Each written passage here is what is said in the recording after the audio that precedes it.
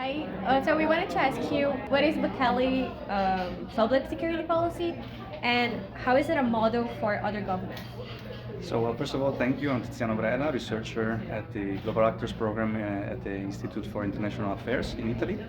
Bukele has been able to reuse basically some previously common and historically used tactics towards cracking down on gangs, but basically escalating them to an extent that was unprecedented. So he's been able to use his concentration of power to impose a state of exception that has been extended over 18 months by now. And he's been able to to pass legislation that harshens sanctions and sentences for gang members and collaborators. And he's been basically using his control of the police and the military to launch a mass arrest campaign that has been arresting over 70,000 people, according to government figures. The unprecedented dragnet on gangs has basically brought some results because it caught by surprise those very gangs that were initially, for the first few years of the Bukele administration, negotiating a decrease in homicide with the government itself.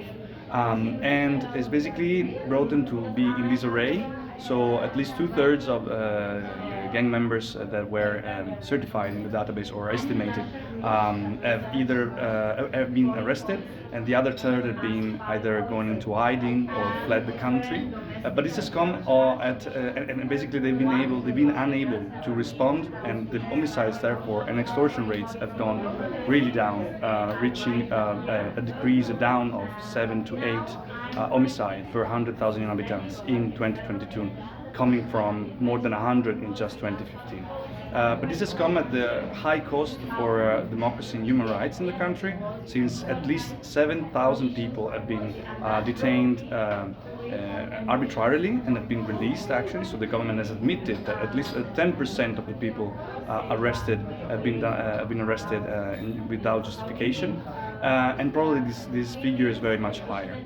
More than 300 people have died in prisons because of the overcrowding of the prisons, including even though the government has been building a new mega jail supposedly, which is supposedly going to host 40,000 people.